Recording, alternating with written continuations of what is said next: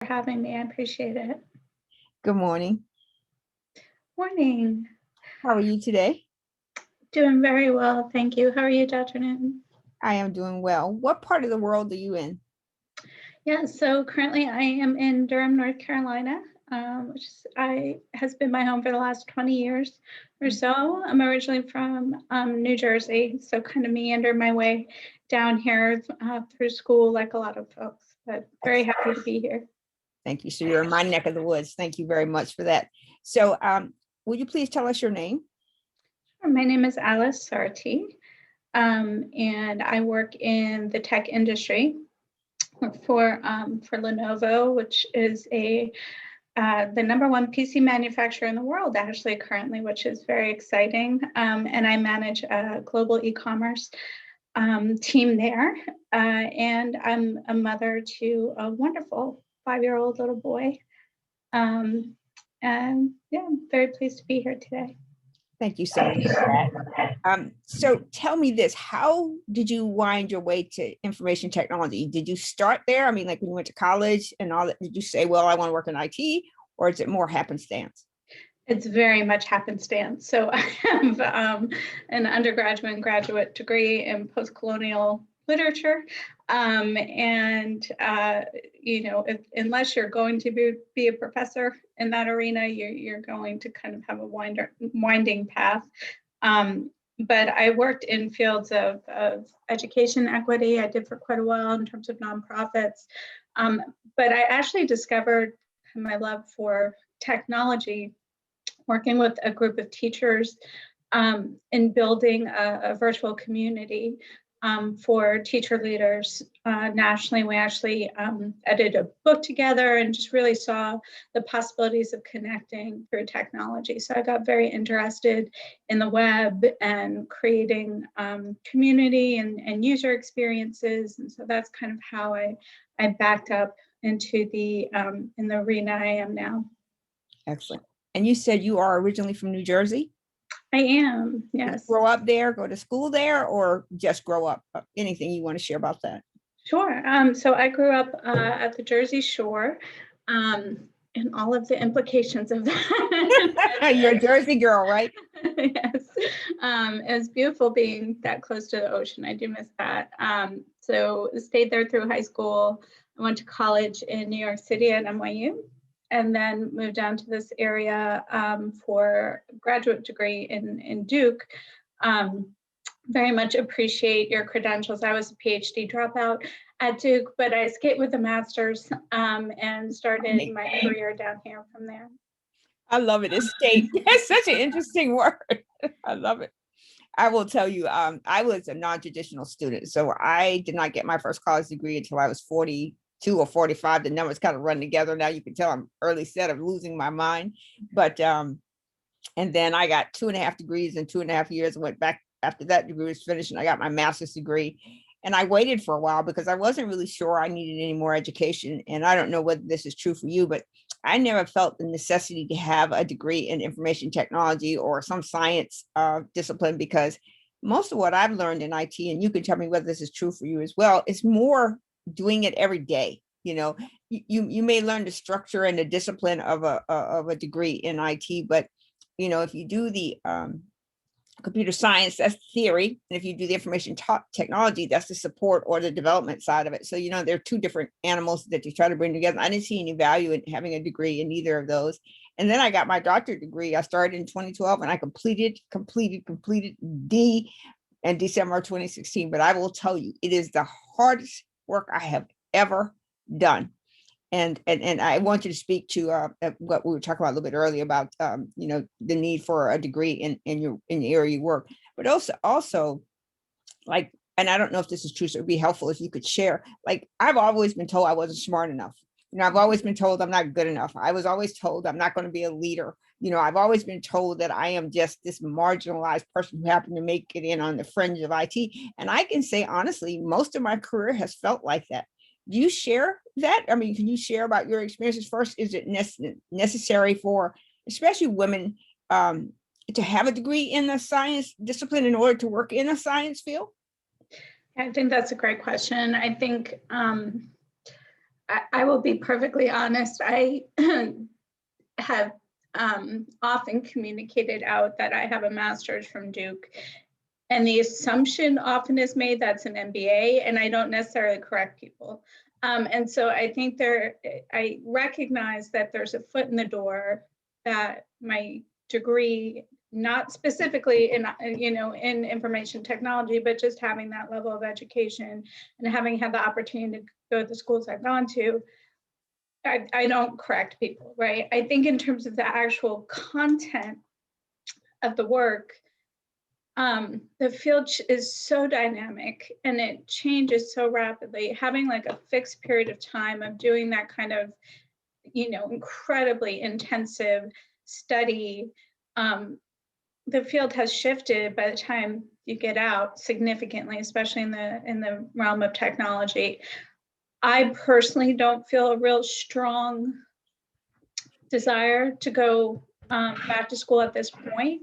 I think I recognize, like you, if at some point I do feel that at a later stage in my life or career, I'm very open to it. I love being a student.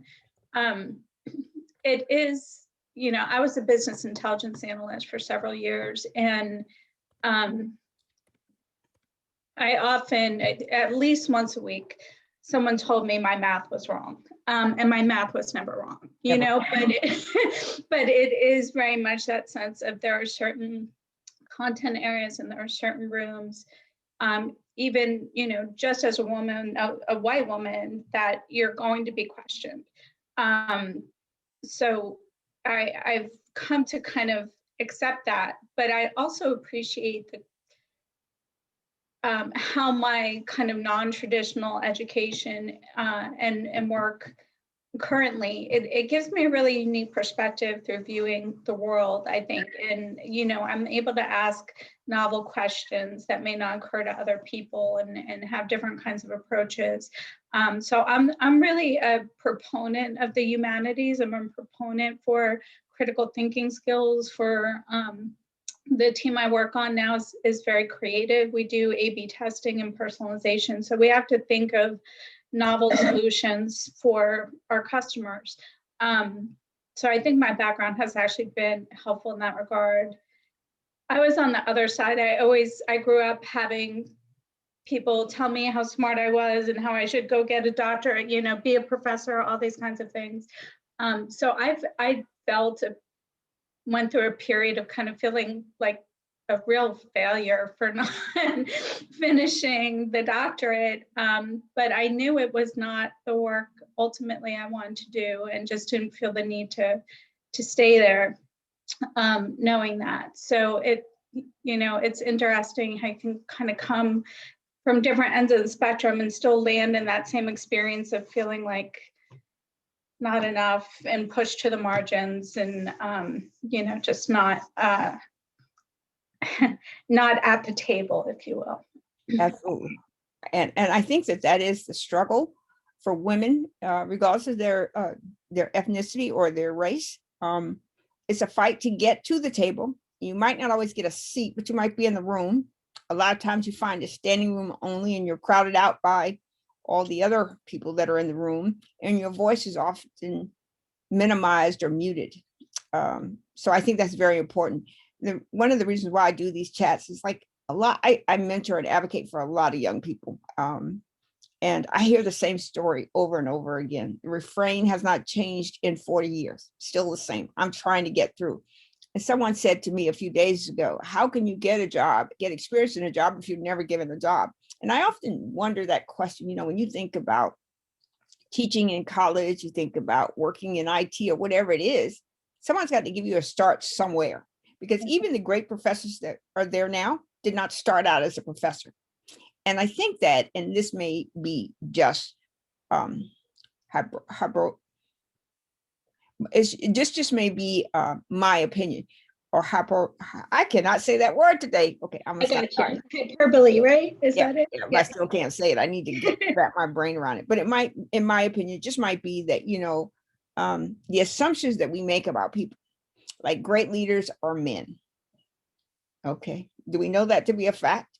I mean, because if you look at, the political landscape, we have had a lot of leaders that probably should have stayed with what they were doing in their original job, but they have this job, or that men are stronger, really, or that women are emotional or unstable. And these terms hold value for people. And it's how they are able to navigate this lack of inclusion, this lack of pay equity, and what's really interesting between the private and the public in the pay space is at least you have some sense of what the job pays in the public space. But in reality, it's not very different than the private, because they'll give you a range that this position can be. And they'll give you a range of, if you have this education, this is what you could possibly make. But you could be sitting next to someone who has none of that and make more than you do. Right. So it's a tough hill to climb for women in leadership. And I will say we have made a lot of progress. This is the International Women's Month, and I'm glad we even have that. But where's Women's Day? Where's a day off work for women? Because to me, again, in my opinion, in that H word I can't say right now, I mean, like, we would not be where we are as a society without women. Yeah. And the fact that we are so much marginalized and muted, and sometimes by other women who stand on your neck and do everything they can to push you down or to make you feel inferior. It's an unfortunate set of circumstances. It really is. So my next question is so how do you reach back and bring others to the industry like yourself? How do you, if you do, and if so, what are the key things that you found to be successful, and what are the challenges? Yeah, that's a great question. So I think I do, I'm conscious of what you mentioned at the beginning in terms of needing to have a shot to get started in your career. And I think particularly in the area I'm in, it's extremely educated little, triangle here, and people have lots and lots of experience, and it's difficult, I think, for young people fresh out of school or coming in through other career paths to really feel like they can compete. And so I think in my hiring, I look for and prioritize frequently non-traditional career paths. And so I have hired individuals without, degrees necessarily, but have, demonstrated leadership, demonstrate skill sets. And for me in this area, we have, 3 to 4 HBCUs in immediate hiring area. So recruiting from there is a priority for me. I actually have a network to help me get word out about new positions. Now I'm not an HR person, but I hire a couple times a year, and I have conversations with HR about kind of expanding our candidate set, because we, being in a Fortune 300 company, you do get candidates in that have the gilded education and, consulting background, very traditional kind of successful career paths and educational histories. And that's wonderful. I'm not knocking it. I've had the opportunity to come from, some wonderful experiences. But I've found in the work I've done that, people that do maybe have a different set of experiences can bring a lot of innovation to a team. And I think we're really doing ourselves a disservice if we don't think about that. Mentoring is a key piece too for other women. I don't have any mentees who are men at this point, which is interesting in and of itself that, I've had women reach out to me. I have never had a man reach out to me in terms of wanting to have a mentoring relationship. But I think one of the things that's really critical for my team, I do 360 reviews with my team every 6 months, where I want to know that they feel like they can bring their full selves to work, that the space has the breathing room that they need to function not only as employees, but as a whole people, that they see a career path for themselves. And if that's not happening, that we can take steps to make sure that it happens. Because I think we not only have to think about who we're hiring, how we're bringing folks in, but we need to think about the environment we're bringing them into. And if there's, truly the opportunities to, for people to connect, to advance, to be in a supportive culture, and a culture that embraces everyone. Yeah. And I think that's a very great thing that you do. It's very good to hear that. So let me ask you this question. Do you want to share how we met? Sure. So I had reached out after I saw you participating in what Lenovo has called Courageous Conversations series, and it started. Sometimes it takes these catalysts. Unfortunately, it started after George Floyd's murder, and a Black leadership group at Lenovo came together, and we had amazing HR leader in the organization who just retired, who really put together such a thoughtful approach and long-term approach to how we at Lenovo were going to deal with issues of racial inequity. And so Courageous Conversations was one part that came out of that.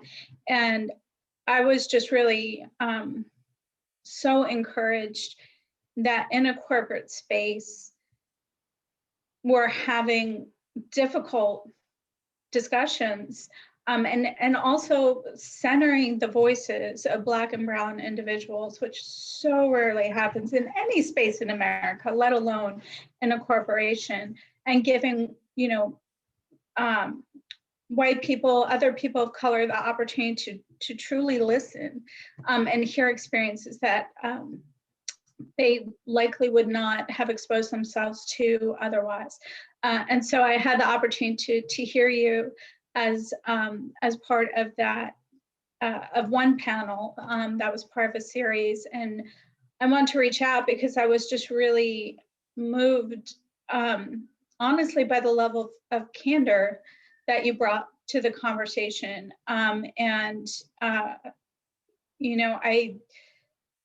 I've done some anti-racism work, racial justice work for about the last 15 years, and I'm always learning, and I'm always,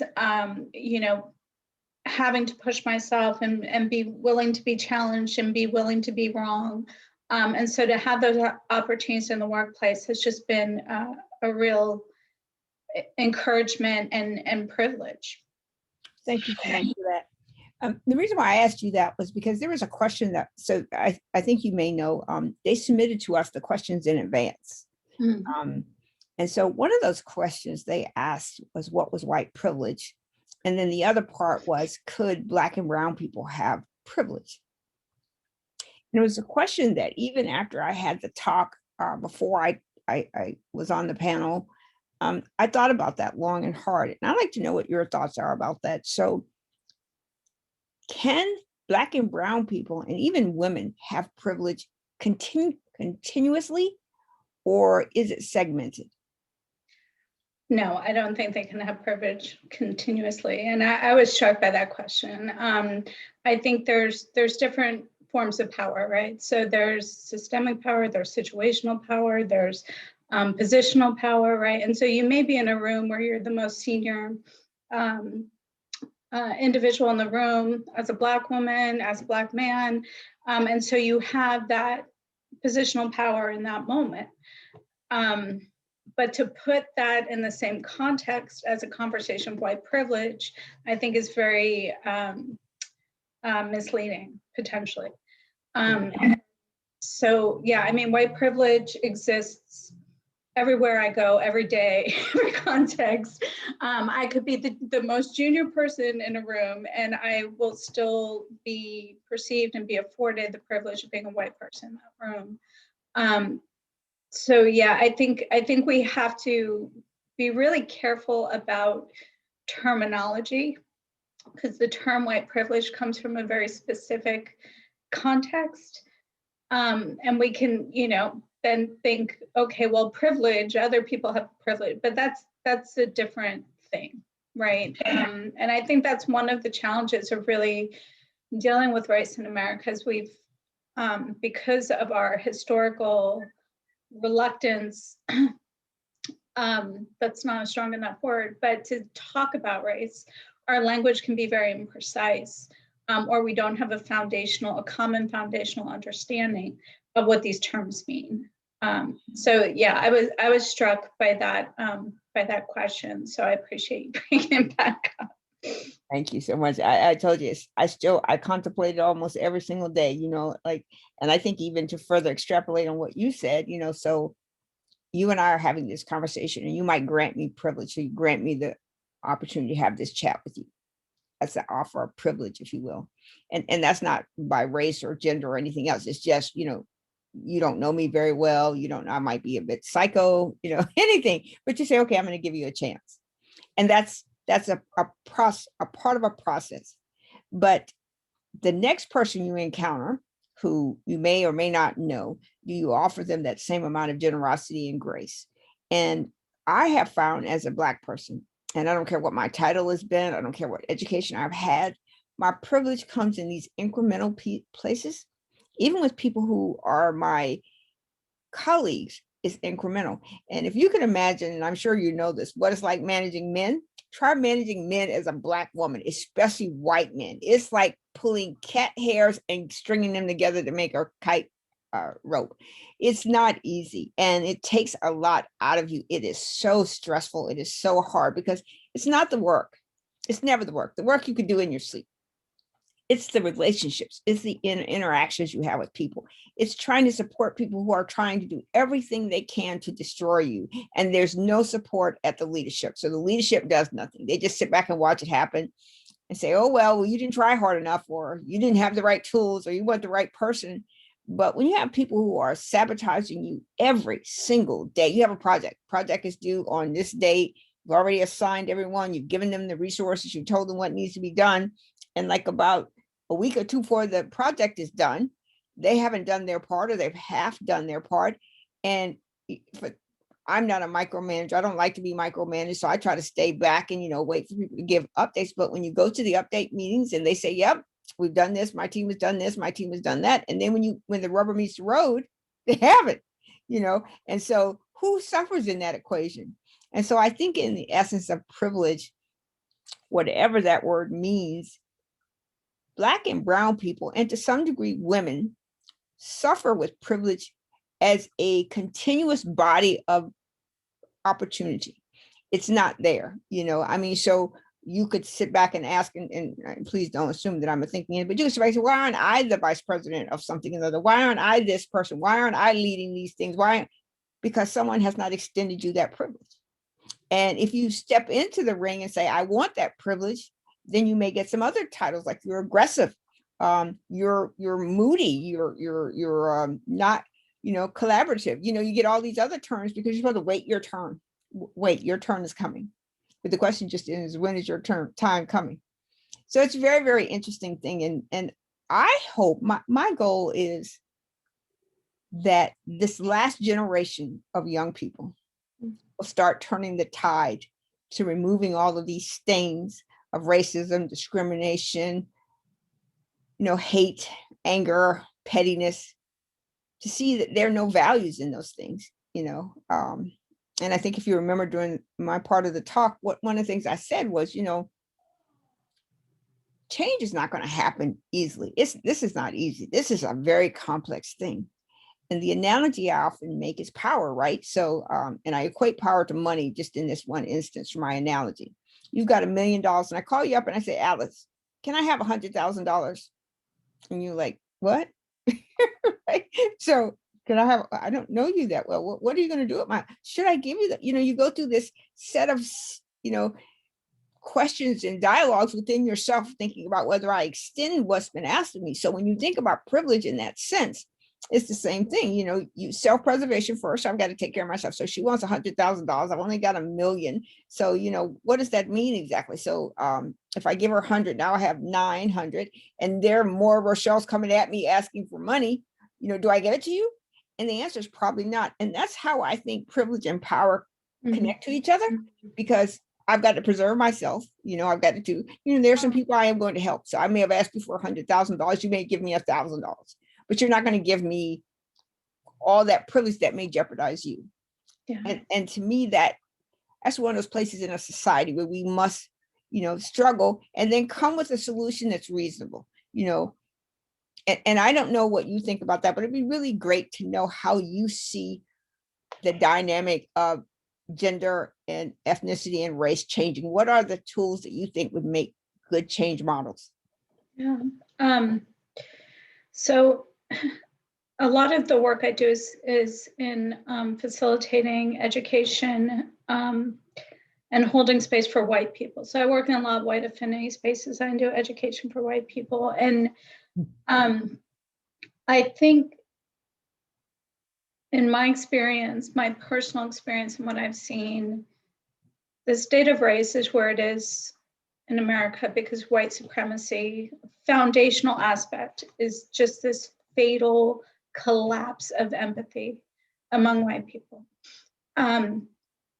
And so we need to understand what that costs us as human beings, right? And so using the analogy of money, I think is, if I come in and say, right now white women are making 89 cents on the dollar, right? And we're up in arms about that, right? But Black women are making 62 cents on the dollar, despite being the most educated demographic in America, right?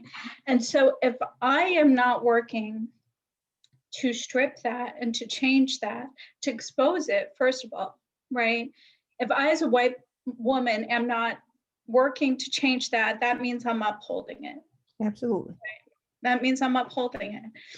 So I need to take that on, and I need to recognize that if I don't have that degree of empathy and accountability, I do the work I do because I do it for liberation, and because I truly believe that racism is the greatest evil in the history of humankind, and half of white Americans don't believe it exists.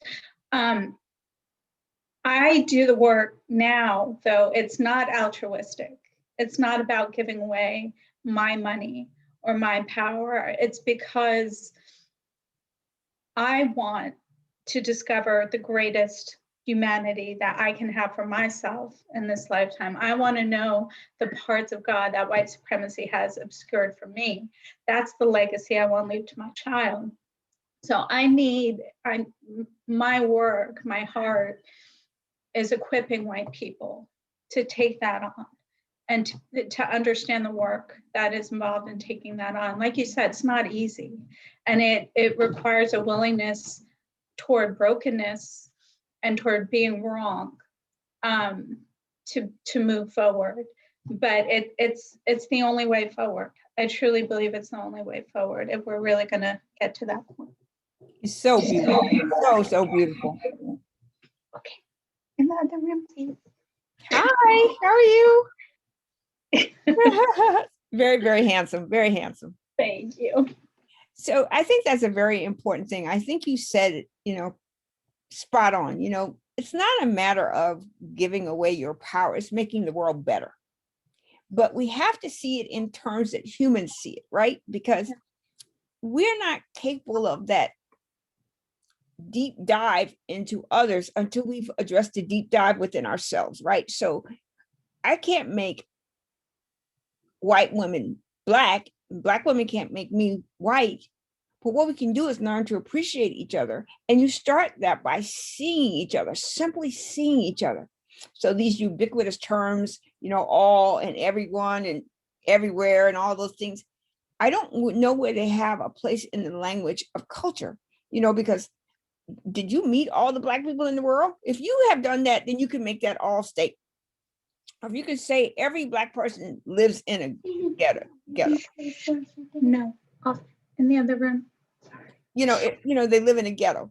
That's not true. But we make these assumptions. For the longest time, we really believed, and we were told over and over again that only Black women were on welfare. That's not true. It's never been true. It's never been true. We paint the picture that we want people to see. and the picture serves our own interest. You know, if I want people to see that Black people are corrupt or whatever it is, we show how many Black men are murdering people, how many rapes there are, how many breaking, entering, and all that stuff.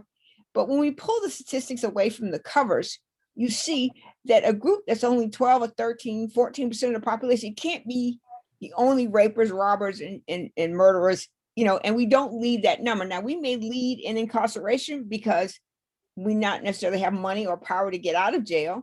We may or not have money to get the best lawyer. We may have circumstances where we don't understand what our rights are. You know, like I remember I have a dear friend that lives in Connecticut, and she and I talk often. She's a white woman. She's married to a very successful white lawyer in New York.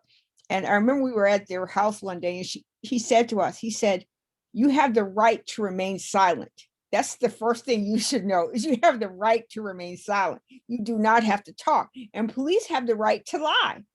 So if I'm going to tell you, Alice, we have your fingerprints on this cup, we know you did it. May I have a lawyer? But Black people haven't been educated, and brown people too, have not been educated in that way to know that this is an option for them. So my last question, and I promise I'm gonna give you a couple minutes to say whatever you need to say. My last question is this. So you have a young son, and he looks like he's a mixed race child, you know, so what are your hopes and prayers and fears for his future? So my fears, this is timely. So yeah, my son's biracial Black child. We were coming home from a gathering last night it was my birthday last Happy night. birthday. Thank you. We had a kind of outdoor distanced gathering, and I counted this morning because I was curious, and there were it'll make sense in a second, but there were like 6 of the 8 kids that were there were biracial Black children. I've chosen daycares and schools where kids who look like him, teachers who look like him, the school he'll be going to, he knows kind of what I do in the world and why. And in our car ride home last night, he said, "Mom, I need to tell you something." And he said, "You know, I don't like this skin. I wish that my skin looked like yours." And the term he used, he said, "I feel useless in this skin," right? Every book, every image, every like mirror that I can provide for him. And this is still at 5, what he has absorbed, right? And I wasn't surprised. You're heartbroken as a parent, but I know the insidiousness of white supremacy, right? And so there is no protection that I can fully create for this little boy or for anyone else in our society. And so my greatest fear for him is that he won't know how beautiful he is, how brilliant he is, how loved he is. It's my greatest fear for him. My greatest hope for him, and what I want him to inherit, what I want all of our children to inherit, is a greater connection, a greater humanity. All the things that white supremacy has stripped from us in a culture, in terms of, you know, saying that our greatest success is individual power, individual money, that we need to strive for perfectionism, that we only succeed by keeping other people down, all these kinds of narratives that are happening, right? That they would be exposed in my lifetime, that they would be exposed. And the work I do is trying to expose them. I'm trying to, my hope for my work is gathering up other white folk, preparing other white people, equipping them to take on this work, to have that ripple effect that needs to happen in our country. We don't need everyone. I'm not talking about, fighting with my racist uncle on Facebook or whatever it is. It's about the people who are at that tipping point, right? And who could either fall back into complacency or could come forward to support the work that needs to happen. That's kind of the space that I live in. And, I'm grateful for every opportunity I have to have those interactions. Well, let me just say this to you, Allison, and I want to say, one, it is a great thing to be a parent, regardless to what your children look like. And I say children because I have two, but your child looks like. It's a great thing to be a parent because it's an ongoing learning experience for both of you. You're going to make mistakes. You're going to do things right. You're going to do things so horribly wrong. I have a daughter who some days thinks my first name is Satan and my last name is Hale. She's an adult, a very, very adult person. And I have a son who thinks I walk on water and can part the Red Sea. I raised both of these kids. What happened? So where did I go wrong? So I think that in your case, you loving him completely, loving his skin, loving his hair, loving his lips, his eyes, whatever it is, loving him completely will help him withstand what society will throw at it. And believe me, it's going to be hard. It's going to be so hard, just in general, regardless of what color you are, just in general. I have quite a few friends who have kids in high school and college who've attempted suicide because of social media. Like really, social media. Somebody puts on social media that they're gay, that their girlfriend, whatever it is, and they use that and it messes with their mind and think, well, their life is not worth living. Hell with that stuff. That's just somebody's opinion. That's nothing. But what you can give him is greater than anyone else in society, greater than anything that you could bring to him. There's a book, I don't know if you've read it. It's called The Bluest Eye. It's a book that was written, her name is escaping me. She died not too long ago, but she writes this book and she tells it from the story of this Black girl whose Black mother works for this white family, and the Black mother adores the white girl and the white family. And similar to what your son said, she wished she had blue eyes so she could feel that love. It's not that she wanted to be white because she saw white getting some privilege. She wanted to be white so her mother would love her that much. And what you take away from that story is that your parenting role is to love your child completely, totally. It's like one of those things, you go to the ground, someone says, your son killed somebody. No, not my son. No, not my. You believe in them so much that no matter what the world tells you, and they know it, they know that they have a safe harbor. They know that there's somebody in the world who loves them unconditionally. And I think that's what you can give him. Don't shield him from this. Let him feel it and experience it. Because when you're not there, he's not going to know what to do with it. So when you're out there, so you talked about your uncle or something, somebody says something to you, let him hear it. And when you and him are alone, then you dissect it. But don't engage in a battle or allow him to be harmed by not being aware of what's around. It's important that he knows what's out there, So when he wakes up one day and if he decides he wants to marry a white woman, that's why I said, I hope his generation, this latest generation, are the ones that will change this world. And this will not be a question for them. This will not be an issue. But if he decides he wants to marry a white woman, it won't be a scorn or a scourge or being negatively impacted in his life. So I hope that very much for him. But I think the hardest work is yours, not society's. The hardest work is yours. And that's, all I can tell you, that's been my experience. You have to be the good parent, the bad parent, the wrong parent, the right parent, all those parents. But at the end of all of those parents, you have to be the parent that loves your child more than anything else in the whole world. Because I always tell my husband and my friends, my children didn't fill out an application, say, oh, I want to be born now. That was my choice. And I owe them as best life as I can give them. And I try every day. And in your case, yours might be a little bit harder. But I will tell you, I don't know if I have a picture. My son is 6'3", 6'4", lighter than I am. He has greenish gold eyes. He has curly hair. He doesn't look like he's Black. I remind him every single day, you are a Black child, Black, Black. And all the fears, I have, police pulling up on him being in the wrong place at the wrong time. We talked about Mr. Floyd, all of those things are possible for your child and mine, And that's the world that we live in. And until my generation, and maybe the generation behind me die, that vitriol, that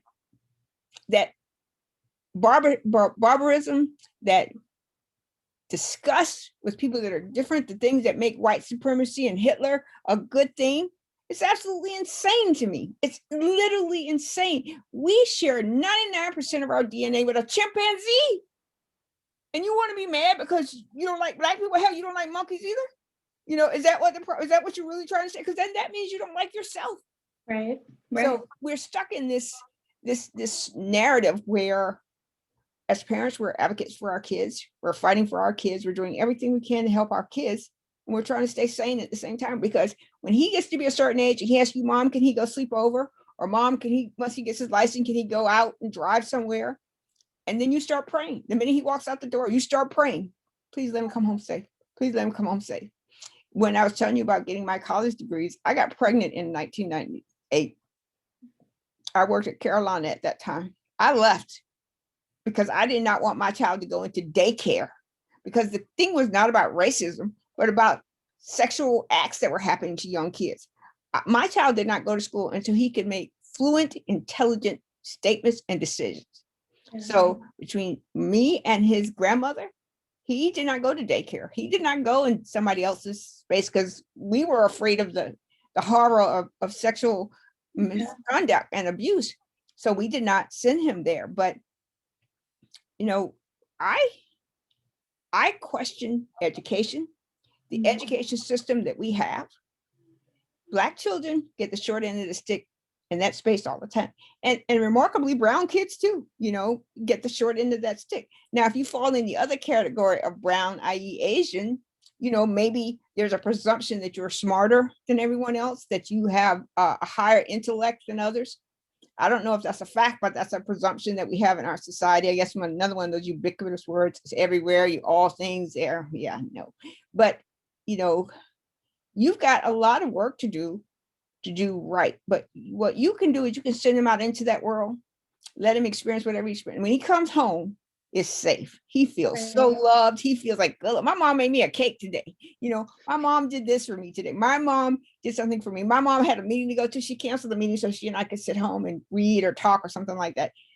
And that's the thing that I believe, in my opinion, that makes kids strong. Yeah. So no, thank you for that. I really hold that close to my heart. I appreciate that tremendously. Absolutely. But you should also be proud of yourself. You should never let him see you beat yourself up, because that will make him question his own self. So, if you make a mistake, acknowledge it and move from it. Don't wallow in it. Don't spin dirt. Well, I wish I would have gotten him chocolate chip cookies the other day. Okay, get chocolate chip cookies tomorrow. Don't wallow in it. Don't let him see you beat up by what life is doing around you. You have to be strong, because that's where he's going to get his strength from. It's where he's going to get his resiliency from. He's going to get that from you and what he sees in you. And as long as you can do that, even if he has aunts and uncles and cousins and grandparents and people who do not see the world the way you do, let him experience them. Let him know them and know what they are, so he recognizes it from people who do. Somewhere underneath whoever they are, they do love him. Underneath all of that, they do love him, and they love him very much. It's just he goes against everything that they knew or know, and it's not supposed to be that way. So you have to let him go, and you have to know in a lot of instances that they're not going to do things to discourage or to hurt him intentionally. So someone calls him the N-word. That's a person he should never go around again, especially if it's a member of your family. Or either you need to help that person who doesn't know how to use language properly, because that's an idiot right there. Then you need to have help educate them. And you said you do education work, so the thing. But you've got to let him find out all the good and bad about the world, and you've got to celebrate him and celebrate yourself as often as you can. When you get a raise, come, hunt, look at my new check. I got a raise. Look, we got more money. Let him know all of that as much as he possibly can, so he can celebrate with you and you can celebrate yourself, because that's where you're going to get your strength from, and that's where he's going to get his strength from, against everything else. Husband, parents, friends, cousin, boyfriends, whatever it is, the strength lies between the two of you. You carried him for 9 months. There's a connection there that cannot be broken. just cannot. But you can strengthen it, make it stronger, and make him stronger as he grows into a young man. And he looks like he's going to be an exceptionally gorgeous young man. So he's going to have lots of girlfriends. So Ray got a couple, my goodness. Exactly. So you need to get prepared for that. But you also need to prepare him for, there's going to be a lot of people that hate him because of how he looks, and not race wise, but hate him because he can get a girl that they cannot, or that he can do something that they cannot. You need to prepare him for all of that and let him ride, let him go through that. And then at the end of the day, as long as he knows you're there, you're fine. You're perfectly fine. And as long as you know he's there and what you have to do for him, because you do have an obligation as a parent to be tough. You do. You can't let life break you down, because if it breaks you down, I promise you will destroy him. Right, right. Absolutely. No, I appreciate all your wisdom there. It really means a lot. Yeah, the timing. It's just like when you ask the questions, like, yeah, well, now that you mention it. So know that having this home be a sanctuary for him, and know that I'm there, anything. Yeah. Yep, absolutely. We teach our own children by our behaviors, right? So, you know, we have a bar in our home. I don't, well, I drink Riesling every once in a blue moon. My husband drinks Heineken, but you know, before COVID, we used to do a lot of entertaining. My children have never seen us intoxicated. They have never been around people who have not been decent, kind human beings. And they see, and I believe we teach children what we want them to do by our behavior. So if you have a home where children smoke, somewhere along the line, that message in your brain get wired, oh, I can smoke. Or if you drink, I can drink. If I do drugs, you can do drugs. You know, those messages get wired in unintentionally. You didn't intend for them to happen, you know, because like, okay, if mom does it, if dad does it, it must be okay to do it. Yeah, so no, you know. And I will tell you, one of the things that I learned, and I didn't learn this with my daughter, I learned this with my son, and that was money. You know, it's one of those things I have always wanted to do, is create a class to talk about money, especially for marginalized communities. I would say I was 30 before I had decent credit. In other words, I can get a glass of water. You know, I couldn't get anything else. I get a glass of water. I had so many cars repossessed, you know, I mean, just the whole thing, because I had no idea what money was, you know. And so when my son got into the 10th or 11th grade, I got him a debit card. He got paid the same day I did. So if I got paid on the 25th of the month, he got paid on. So if he spent all his money between the 25th and the 27th, guess what? You're broke until I get paid again. You know, and it's those lessons that you teach that actually has long-term consequences, because my son is much better at money than I am. He always has more money than I do, and he never spends his money. He only spends mine. So welcome to that part of the world, you know. It was, you know, and I think that that's one of the things that we really all need is a class in finance at the very early ages, you know, like maybe middle school or something like that, so that they understand, you know, they get allowance, and, you know, it's happy to go, look, it's free money. I can go spend all of it I want. They're going to give me some more. That's not how it's going to work when you grow up. So you need to learn how to manage money. You know, you need to understand what money is. It's a tool to advance whatever it is you're trying to advance, but it is not a solution or a never ending tree of money. It's going to end. But, you know, I will tell you, just my time talking to you, I am so impressed with you, with your candor, with your abilities and the efforts that you have. So I thank you very, very much for that. And I thank you for agreeing to talk to me. So we have about 5 minutes. So I'm going to leave that 5 minutes to you to say whatever it is you may wish to say. Thank you again. Oh, well, no, I'm really touched by that. Thank you. It's such a real pleasure and joy to be here with you this morning. I really am inspired by your just willingness to take your time to have these conversations, and to, you know, be willing to share your own experiences with me. That means an awful lot.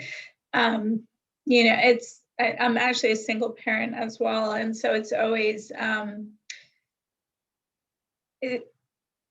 it can be easy to kind of question my decision making, like there's not, you know, a sounding board or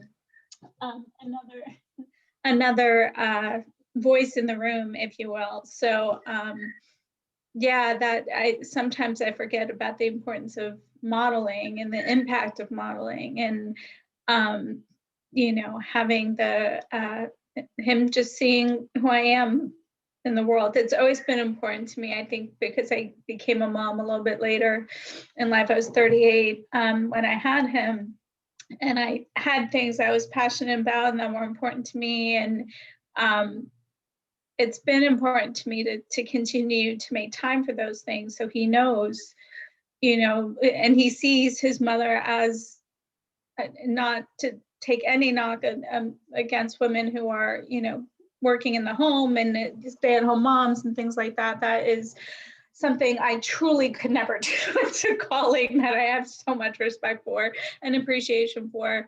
But it's important for him to see who I am authentically, so that he can feel like he can become who he is authentically. So hearing you kind of speak to some of those things is really such a wonderful confirmation of that, and I greatly appreciate it. And just knowing the path that you have blazed in the technology space, and that you have created for others in that space, not only explicitly, but just in seeing you being in those rooms and having those conversations. I personally am indebted to you as a woman working in technology, that my space has a little more breathing room, and I'm given that much more credibility to be at the table. So, and I know you've done that for so many women of all colors. So thank you for just sharing. You talk about having two jobs. You have the job you do and the job of having to manage all the relationships, and all that is a whole nother job. So to take on both those things is just, I want you to know what a powerful blessing that's been for other women. I appreciate that very much. I'm glad to be here. And I will say, if you ever need a sounding board, please, I'm right here. So I'm going to end the chat, but can you stay on just 1 minute? Okay, so I'm turning off the recording. Absolutely.